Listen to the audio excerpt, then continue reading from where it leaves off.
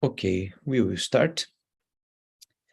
Hi, everyone that are tuned with us now to listen to this debate of the Observatory of Democracy in Latin America. My name is Vinicius Mariano de Carvalho. I am a reader at the Department of War Studies at King's College London and Vice Dean International for the Faculty of Social Science and Public Policy here at the same university. And also coordinator of this Observatory of Democracy in Latin America at King's College London. The Observatory is a new initiative that we started in 2022, a few months ago here at King's, with the main objective to bring into discussion the main issues that are today relevant for a healthy democracy practice in Latin American countries. Of course, we know that what I'm saying here, it's something quite big and quite difficult to circumscribe in few words, but we would like to make, through our research and our work, contributions for good practices in democracies in Latin America. So we are observing, but we are also suggesting and proposing.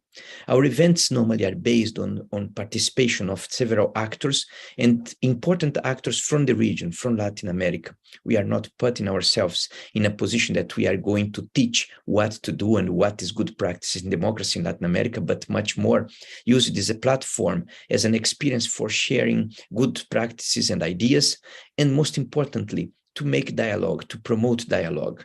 That's the key element for us. We believe seriously and immensely that through dialogue between academics and policymakers and citizens, we can actually reinforce this so fragile institution that's democracy in several countries, and in particular in Latin America.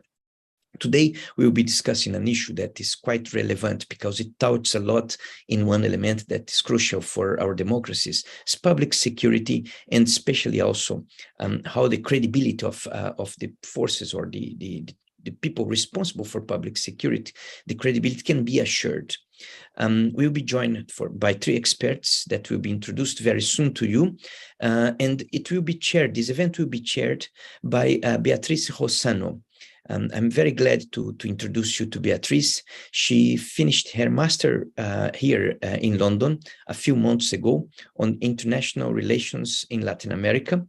And her dissertation was about body cameras in police forces in Brazil in particular. So we start to discuss a lot about that. And through this discussion, we realize how much we have to learn with these practices established in some Latin American countries.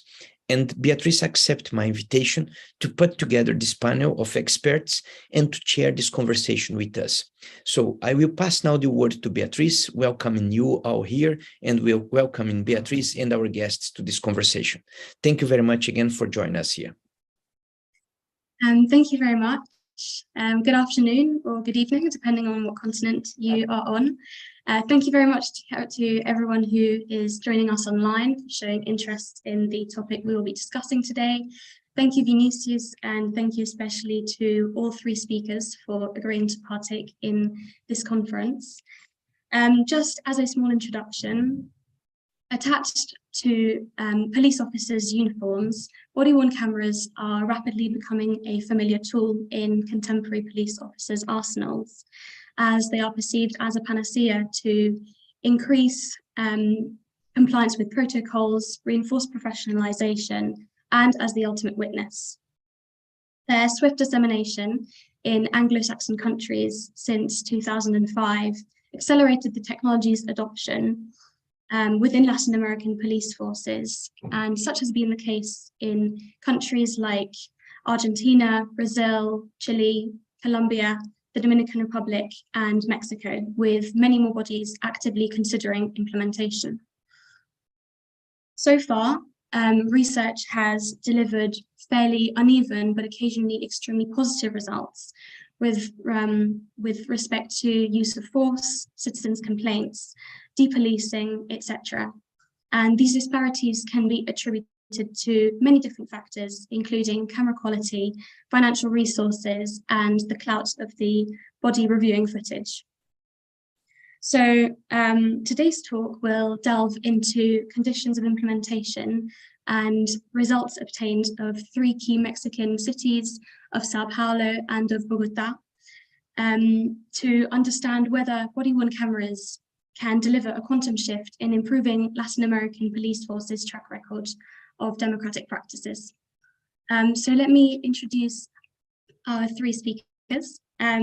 First, from Brazil, we have Colonel Robson Cabanas. Colonel Cabanas joined the Sao Paulo State Military Police in 1988 at the Academia de Polícia Militar do Barro Branco. He holds a bachelor's degree in law as well as a master's and PhD in political sciences of security and public order. His PhD in 2017 studied body-worn cameras as a strategy to increase transparency and legitimacy of police officers' actions. In 2021, he had been the project manager for the implementation of body-worn cameras in the Sao Paulo State Military Police. And since July this year, he is also at the head of the Community Police and Human Rights Department. From Colombia, our second speaker is Ada Sandoval. She holds an undergraduate degree in international relations and a master's in intelligence and strategic studies. She worked for more than 10 years in Colombia's National Defense Ministry and is now Secretary of Security and Director of the Command, Control, Communications and Computing Center, the C4 of Bogota. Mrs. Sandoval is at the head of the implementation of mobile and fixed video surveillance technologies in the city. And finally, from Mexico, our third speaker is Santiago Rosas. He is an executive director at LabCo, a public policy innovation lab. Mr. Rosas is an economist with a master's in public policy from Oxford University and has worked over the past years in the citizen security and justice sector in Venezuela, Mexico, and El Salvador. In 2021, he conducted an exploratory investigation on the use of body-worn cameras in 3 Mexican police forces. Just as a reminder to everyone who is joining us online, please feel free to submit any questions via our live YouTube chat, and we will try to answer these in our Q&A later. So yes, let's start our questions. It would be great if we could, in order, start with Mr. Colonel Cabanas, then Mrs. Sandoval, and then Mr. Rosas. So my first question is common to everyone, and would be, what issues are body-worn cameras aiming to address in your environment? Have they achieved their intended impact? And have they had any unintended or unforeseen repercussions, be they good or bad? So yes, Coronel, the stage is yours. So hi, thank you. It's an honor to participate of this meeting and dedicate some time of my life studying body-worn cameras.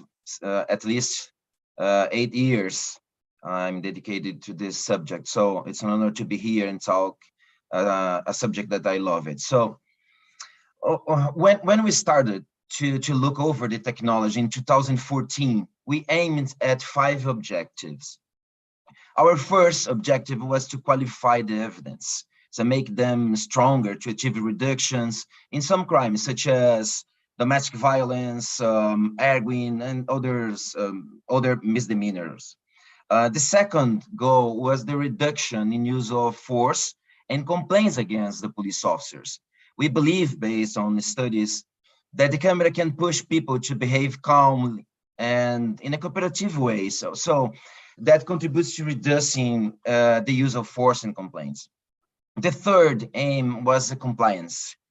As military police is recognized to have a high degree of pattern procedures, because we have a lot of them for every action that a police officer has to do, we knew that a body-worn camera video program will work in forcing compliance.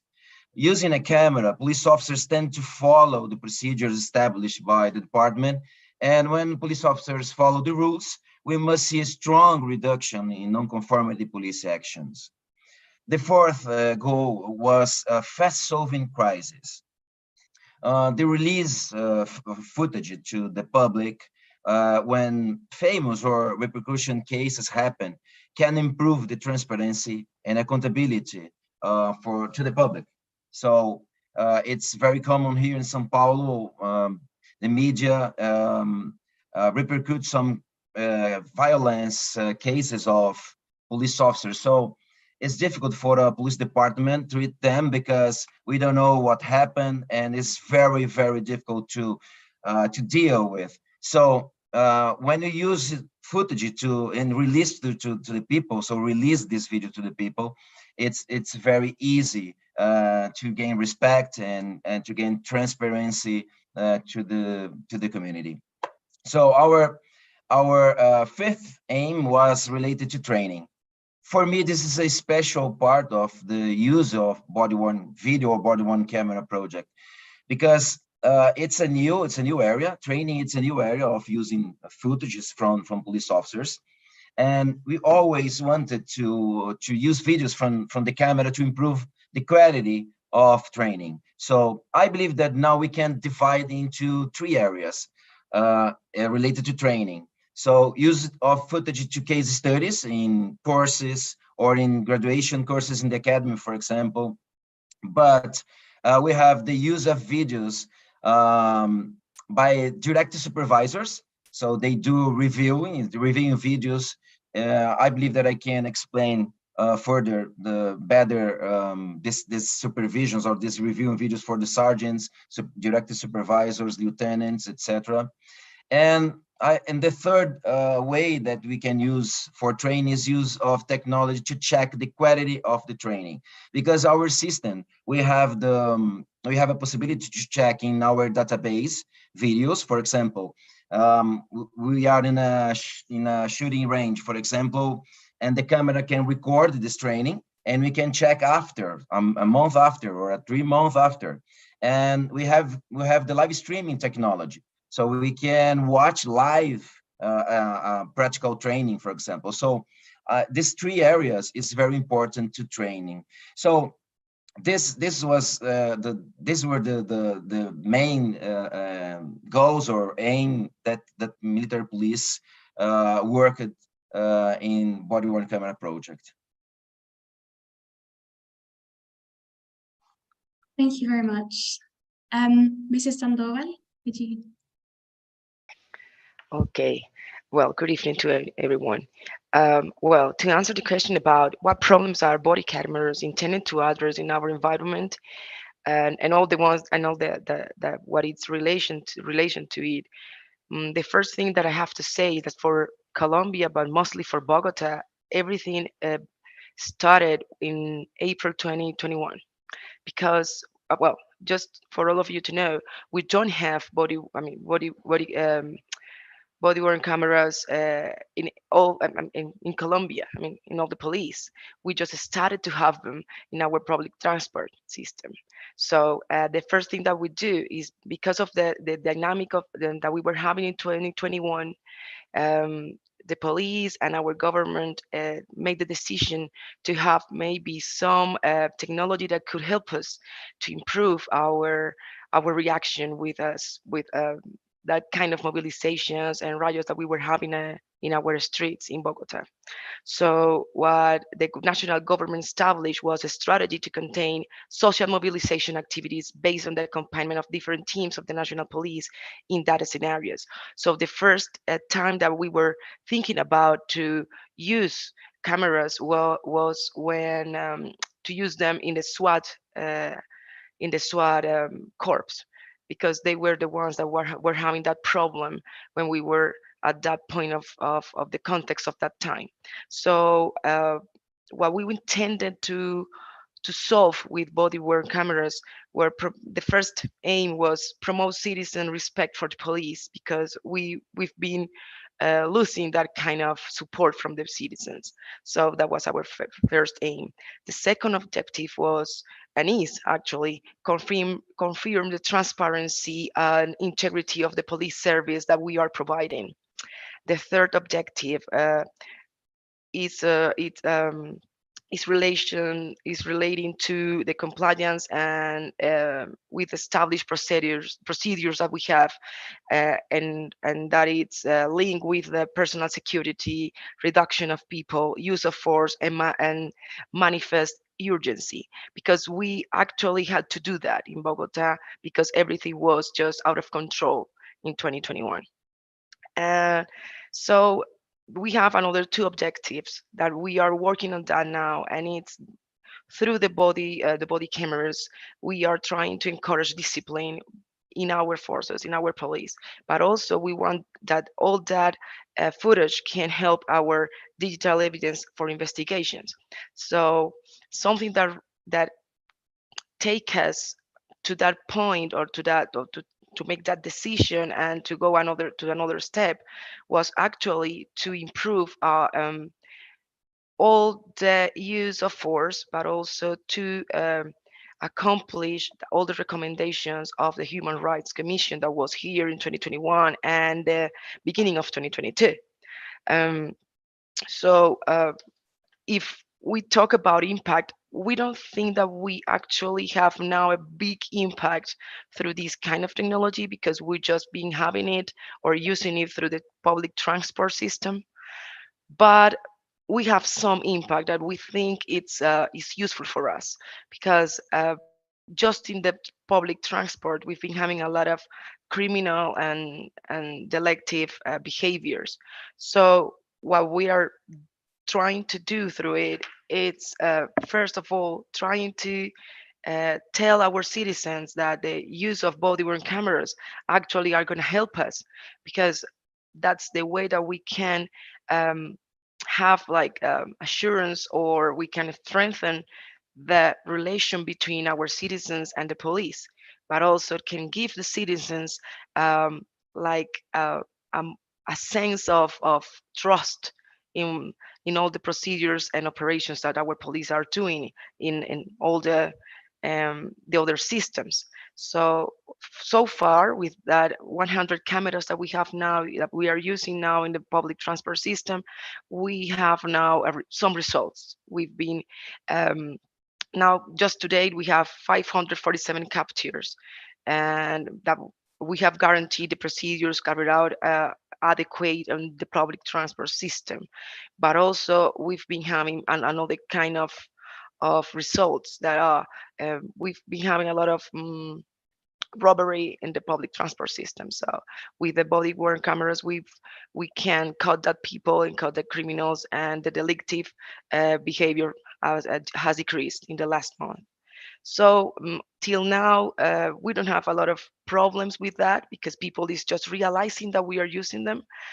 But what we're trying to do is build with the citizens mutual respect, control in the use of force, and also discipline and correct vocabulary, because also our policemen are just like realizing that through this footage and through these videos, we can also start or some discipline procedures to them. I mean, so it's in both ways that we are using them, and I think, and what we are dealing here in Bogota, it's a really good.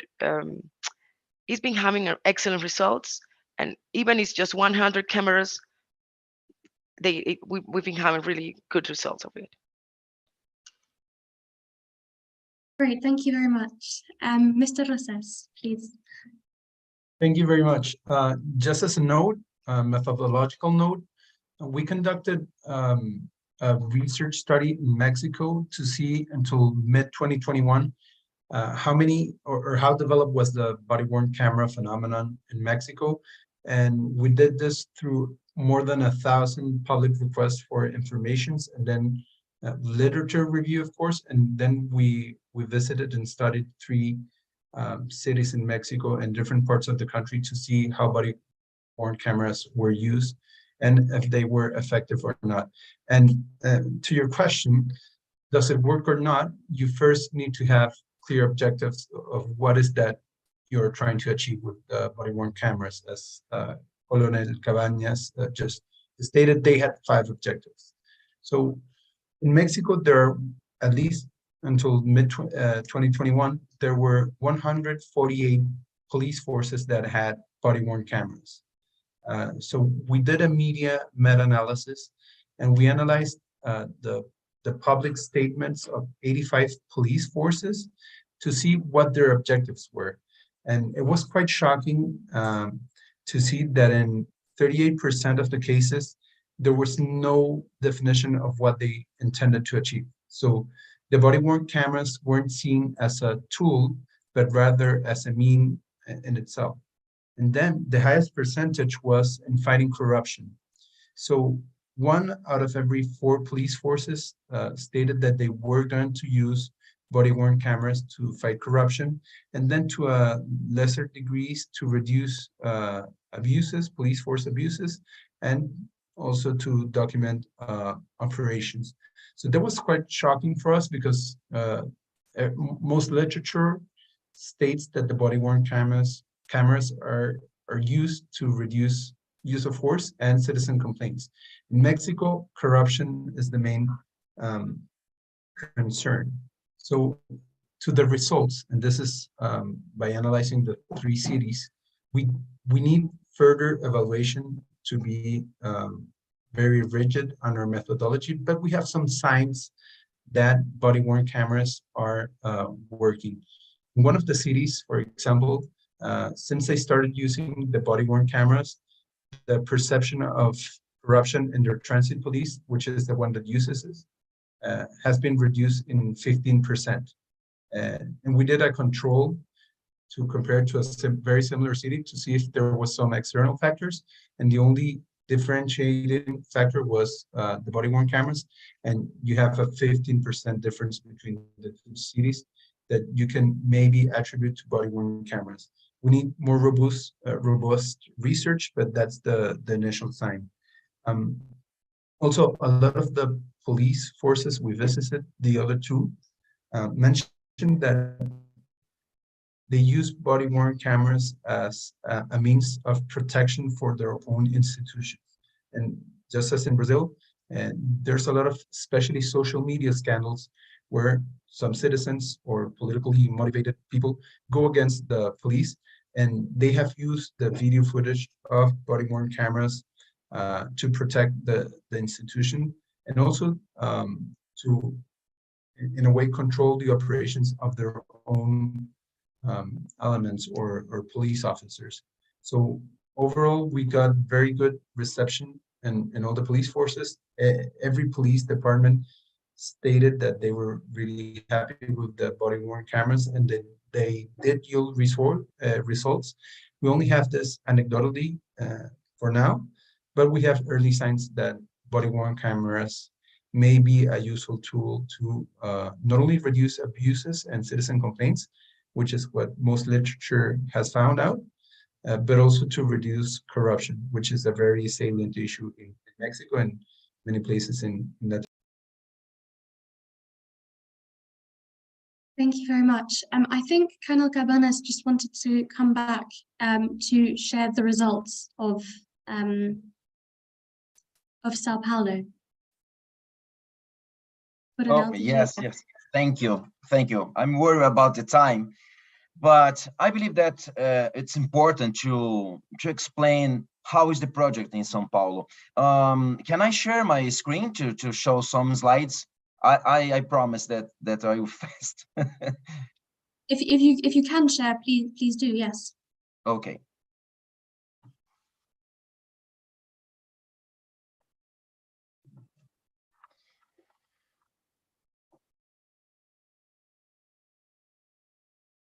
So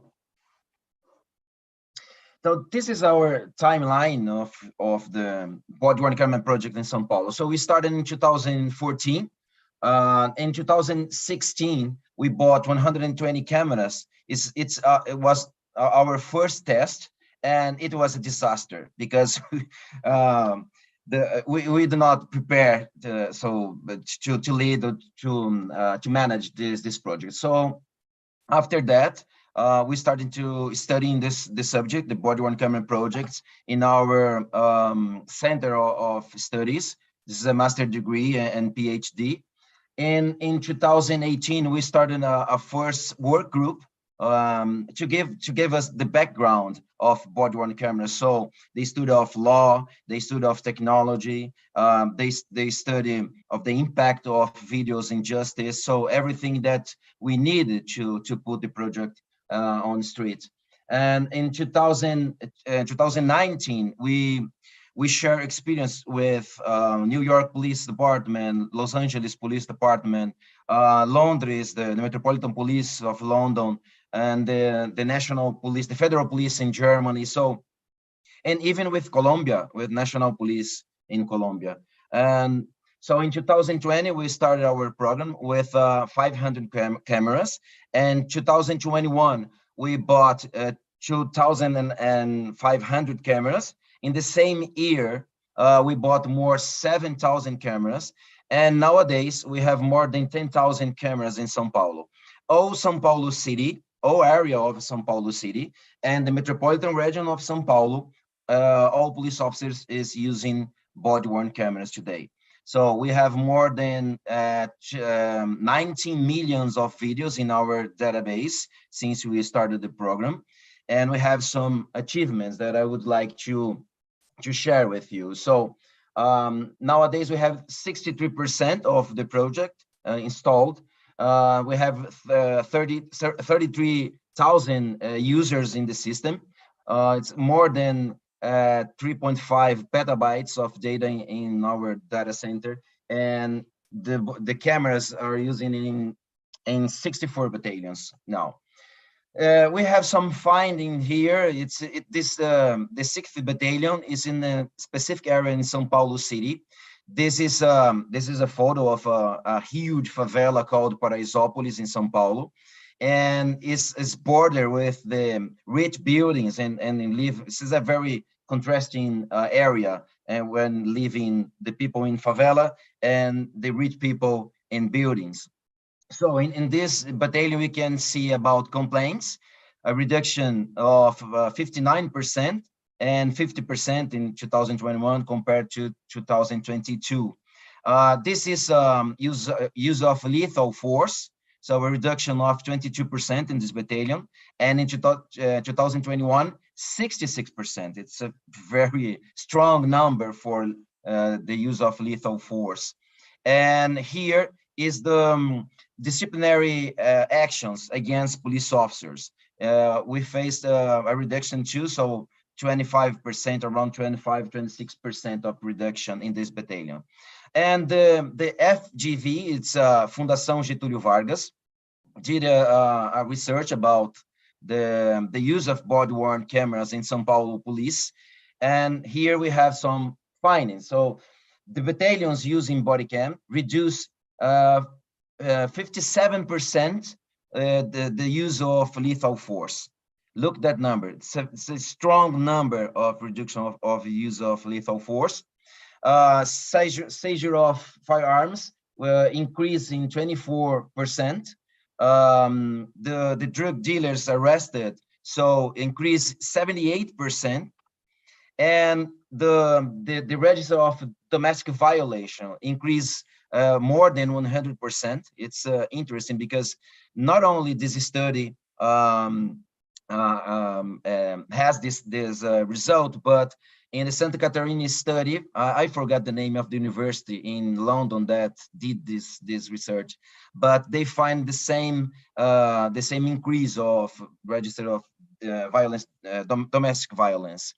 And for me, the most important impact that we had is the reduction of killing police officers. So, our average rate in the last 10 years was 15 police officers killed in the line of duty. And in 2021, after we roll out the project, we just had 4 police officers killed on the line of duty, 3 of them in the car accident. So for me, this is the most important result between the other ones that we talked about. So I believe that this could answer some findings and some questions that the community could have. So thank you, and I can answer other questions. Let me stop the share here.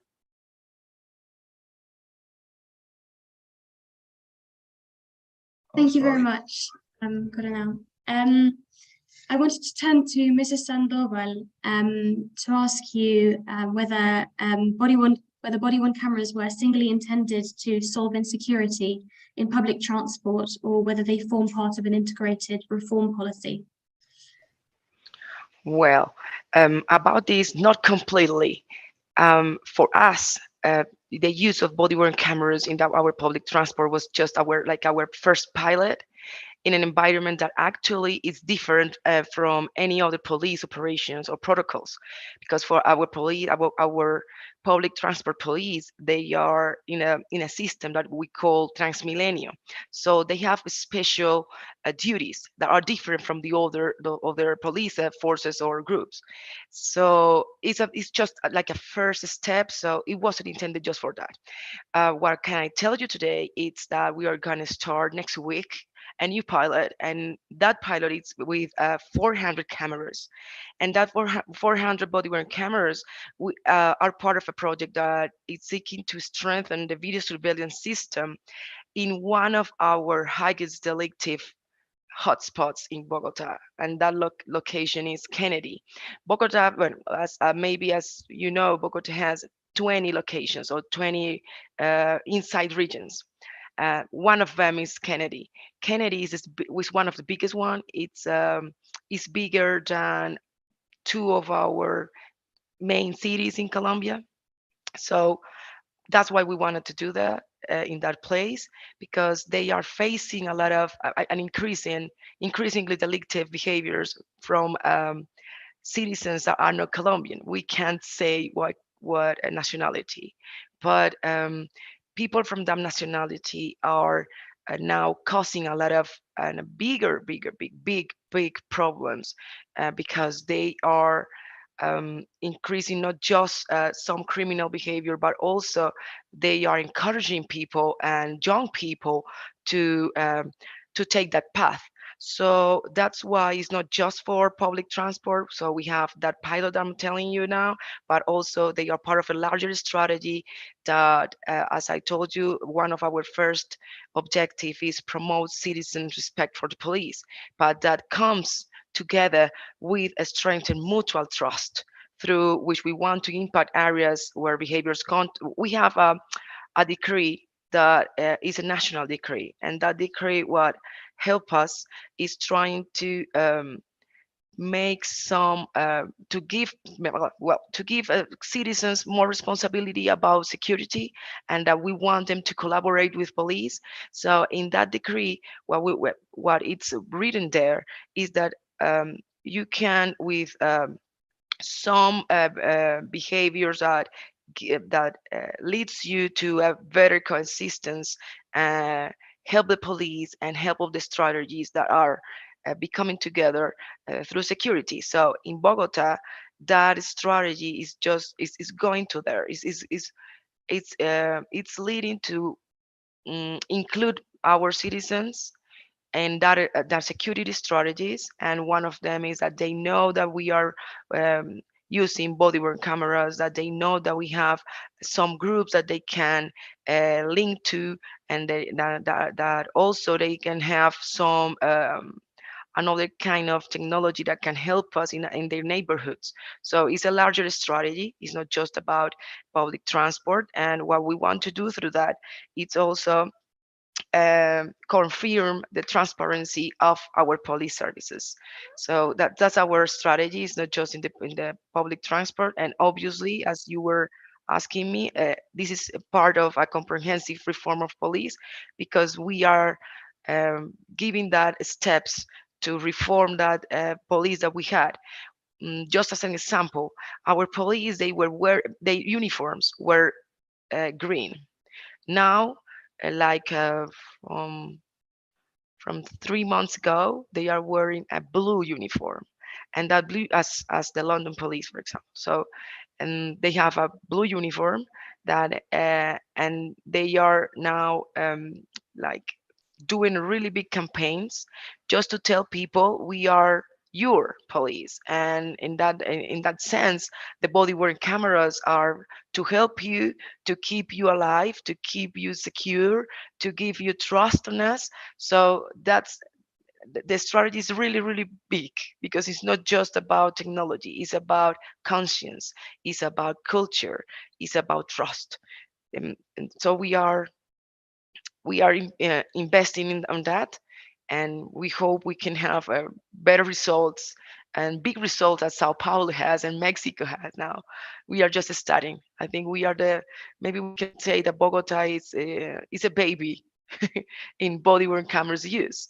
But we are actually studying Sao Paulo pilots, and we are now having some approaches with Mexico Police and Mexico C4s and C5s, trying to see what are the lessons that we have to learn from their experience.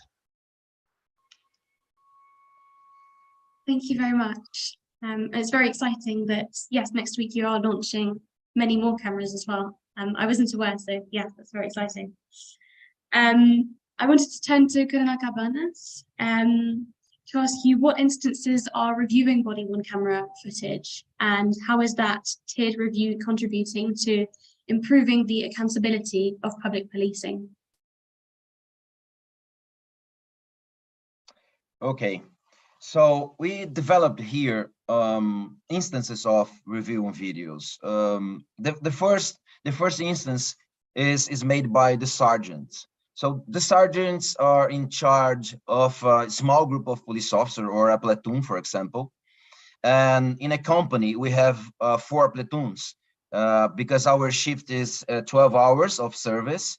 So we have, for example, in a day, for example, we have the morning and the shift the night, 12 hours. So we have the sergeant for the morning, the sergeant for the night, and another day, the sergeant for the morning and the sergeant for the night. So this guy is in charge of reviewing videos, 30 videos per month. So each sergeant has to review 30 videos per month.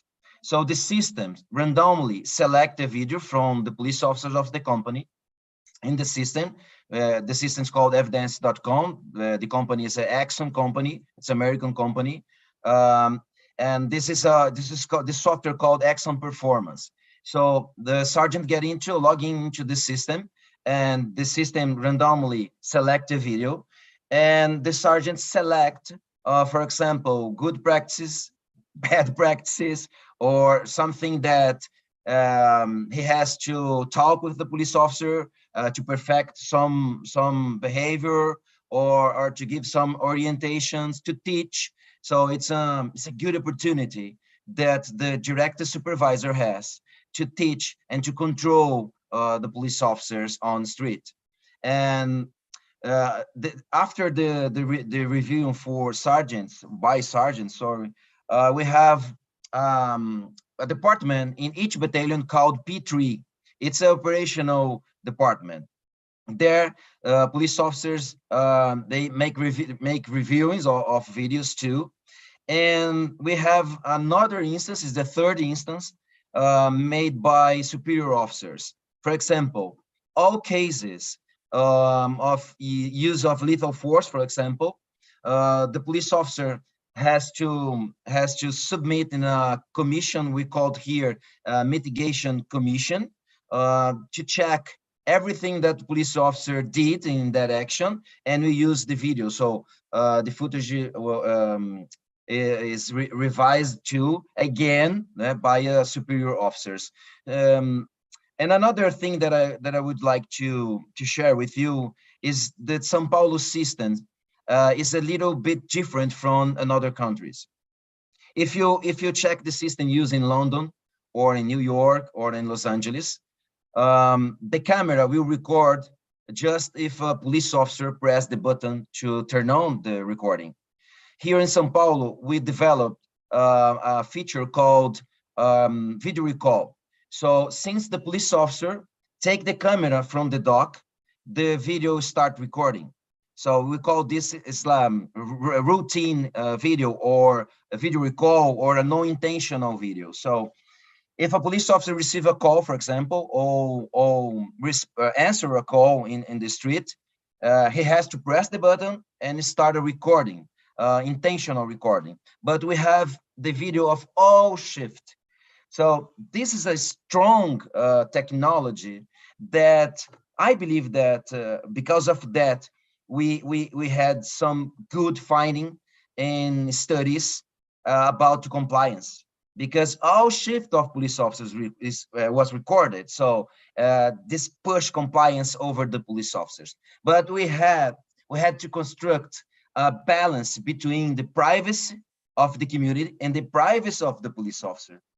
Because of that, this video recall cannot be watched or reviewed by a sergeant or anyone, but just for superior officers, and we have to have a motivation to do that. So it's a way to protect and to create privacy. And we cut the sound of this video recall. So we will find sound just an intentional recording when the police officer press the button because he's answering a call. But this routine video, we don't have the sound, just to create this balance between privacy of police officer and the privacy to community.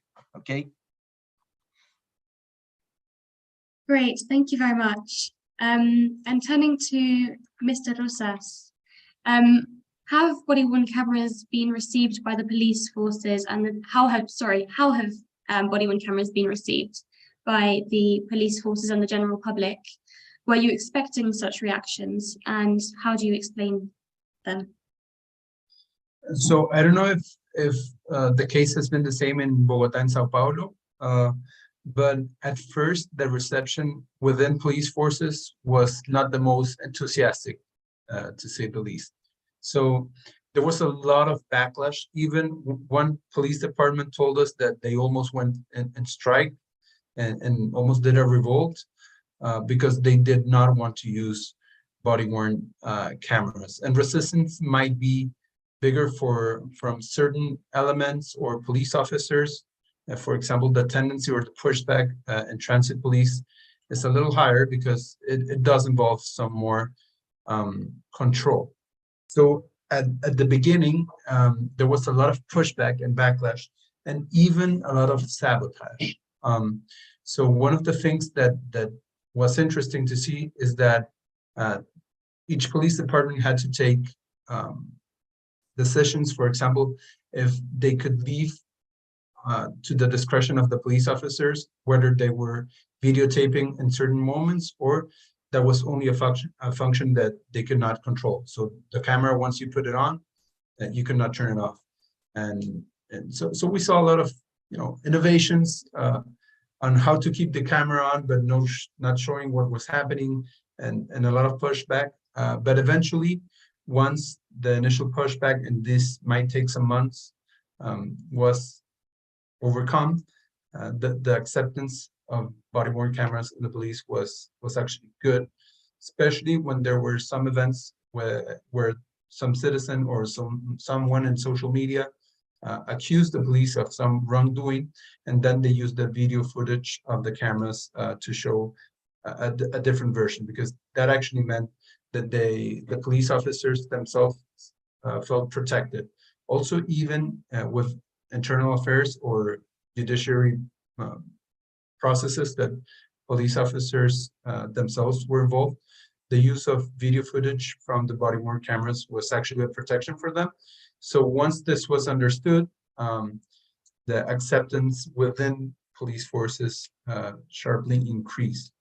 As for the public, the municipalities that had body-worn cameras showed overall, and again, this needs more rigorous research, but overall, in many cases, the perception of citizens towards the police improved once body-worn cameras were introduced at a significant scale. So yes, and for the faces of my colleagues, I see that this is not an issue that is only in Mexico. At the beginning, using the body-worn cameras generates a lot of resistance and does require a lot of political will from the police commanders and the political figure that is involved with the project. Thank you very much. Yes, from my experience talking with Colonel Cabanas, the police wasn't too keen at first with wearing the cameras. I wanted to answer, my last question is addressed to all of you. So yes, if I can start with Colonel Cabanas, then Ms. Sandoval, and then Mr. Rosas. Moving forward, what expanded role can you predict for body-worn cameras in public policing, and in conjunction with what other civil reforms? Colonel Cabanas. Interesting question. So I took note some sentences here just to remember, because it's an interesting question. I believe that coming back to this subject, I believe that it's a big challenge for society find a way to balance privacy of the police officer and the privacy of the community, because the community is being recorded. So it's a huge subject to study by the law system in the countries, and it has to be accepted by the society. It's a discussion. It's a society discussion. Another problem that I'm facing here in Brazil, because we have to prepare district attorneys and the justice for use videos. The people is comfortable in their places. They are used to use paper, and it's difficult to introduce technology in justice in district attorney actions or routine. So because of that, I believe that police departments that leading projects of body cams has to talk, has to teach and help this and other actors to work together, because is the aiming of BWC or BWV project to deliver to the justice a strong evidence that could avoid some crimes in the future. So this is it's a big subject to discuss, justice and district attorney. I would like to bring to the discussion artificial intelligence, because nowadays we have 19 million videos in our database, and we can use artificial intelligence to select videos and to do a lot of things with this database, because this is a real police inside this huge database. So it's not the police that I could imagine or the police that you imagine, but it's the real police. There are recordings and videos of all actions of the entire police force. And another subject is, I believe that it's important to discuss is the spread of this technology for the private sector, because it's just initial part of this technology. But the last fairs that I participate, I've seen a lot of private sector studying, looking the technology to apply in mails and a lot of areas of our society. And I believe that it's this is a way that we cannot come back. For me, at least if you roll out a project like that, it's impossible to come back, because the findings is it's awesome. So because of that, I'm sure that the BWC it will be a technology for the future of all police departments in the world. So thank you. Thank you very much. Mrs. Sandoval? Well, the colonel had said a lot of things that I don't know what to say. No, that's not true. Well, from a technology person that are trying to integrate everything here in Bogota and trying to strengthen all the technology that we have in video surveillance, because as Sao Paulo we have a really big quantity of cameras, not the same quantity, but now we have more than 9,000 cameras integrated to the system. So what we think about this is that, as any technology, body-worn cameras cannot live alone. You have to integrate it, and you have to integrate it to other systems and protocols, because till now, what what we've been finding is that body-worn cameras is a protocol that we are using in police protocols. We use it, and we now take the recordings, and we're for evidence, but it's not going like anywhere till now, just for evidence and maybe for some discipline protocols that the police have. But what I think it's going, this kind of technology, is that is needed to be integrated to other systems.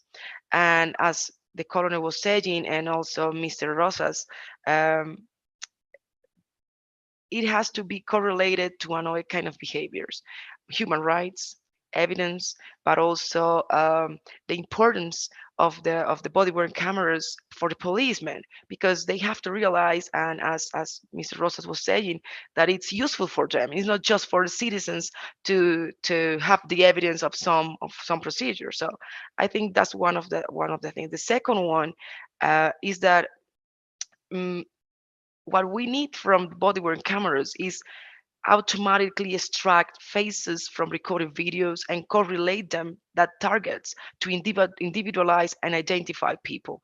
I don't know. I mean, I don't know the legal issues in the other countries, but in Colombia, for now, we can do that. We can take that, the faces, and extract them and use them as the way we want.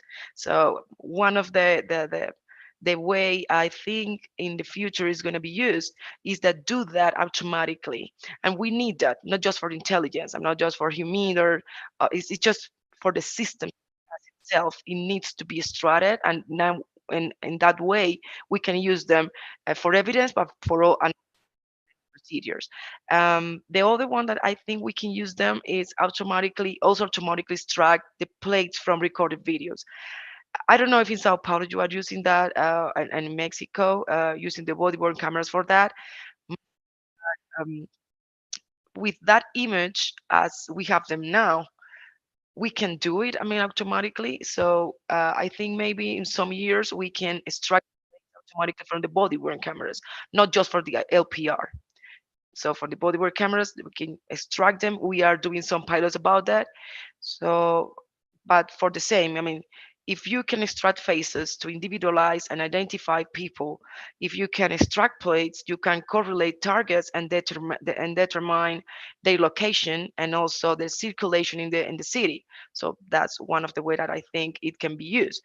And and the last one is, apart from that two ways that I think maybe in the future we can use them, we can use them also extracting locations and digital records. And that was maybe what I understood from the Colonel Cabanas.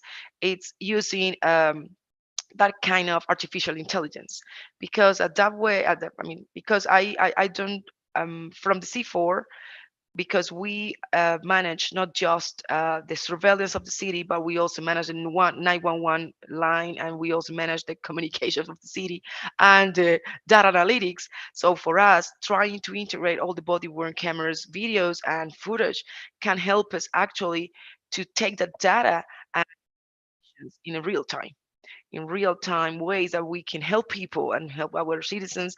And that way, if we integrate that images to the line 123, that is our number in Colombia from the 911 number, if we can integrate that, we can have better results in real time for the citizens, because they are claiming that. And so for us, the body-worn cameras are not just, we are trying to take them to another level, and is integrate them to the whole system and other protocols, and that in that way we can improve our results and the mission that why we were created. And it's the whole emergency and security systems of Bogota. So that's the way we use them. Thank you very much. Mr. Rosas. Well, actually, we have part of our research that, by the way, is available on our website, specifically talks about the challenges of implementing body-worn cameras at a larger scale. We conclude the same as Colonel Cabañas said, that the adoption of more and more body-worn cameras is inevitable. throughout Latin America. One of the things we're worried about is that there's little knowledge on how to implement it if you are from any police force in Latin America. There's very few research or even topics written about outside Brazil. We only found something very preliminary in Uruguay on transit police and some studies in Brazil, but outside of that, there's very few, not only research, but just guides or forums where policymakers and police officers can look at. And we do see a challenge in that politicians and police officers might see body-worn cameras as a silver bullet and confuse the cameras as a means and not as a tools to reach some means. So the planning process of the adoption of body-worn cameras is in many times pushed by some political urgency or some reputational urgency. And then there's some very important things that are not planned accordingly. Some things that we saw, for example, is do we have the proper legislation to implement body-worn cameras? Where's the privacy of the citizens? In terms of technology, should we store the videos footage on the cloud, on a cloud web service, or should we have it in our own servers as a police? In terms of budget, maintenance is not regularly included in the budgeting year. And also the processes. Who's going to review the cameras? How often? When? What are you going to do with that video footage? Can you use it in court? Have you talked to the district attorney on protocols on how to share information? Internal affairs, how do they use them? Are they valid or not? Are you going to use them in training or not? So there are many specific details on the implementation that we think are critical for success, but are not necessarily foreseen for implementing a project, because it normally comes through a political urgency, some reputational crisis, or some external factors. So we think that there's a risk, that there's a lot of expectation from the citizens towards police forces that use body-worn cameras, and then if not properly implemented, they will not deliver the expected results. We do think it has to be part of a more comprehensive strategy, and that's part of the job we do, is to help police forces to design those strategies according to their needs and to help them implement solutions that fit their reality. It's body-worn cameras are a very useful tool, but they're not a silver bullet. We do believe they have enormous potential, but you have to be very clear on how you're going to use it, what you're going to use it for, in order for it to be effective.